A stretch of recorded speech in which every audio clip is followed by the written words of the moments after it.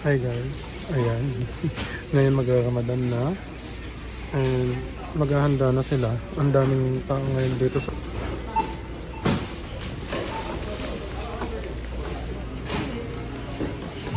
So, happy Ramadan po sa lahat ng mga kapatid, kaibigan nating Muslim.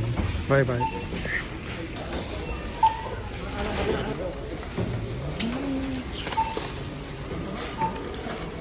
So, pabalik na tayo ng shop.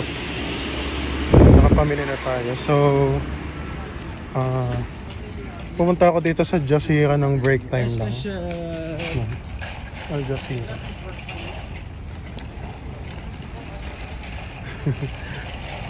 So, yan.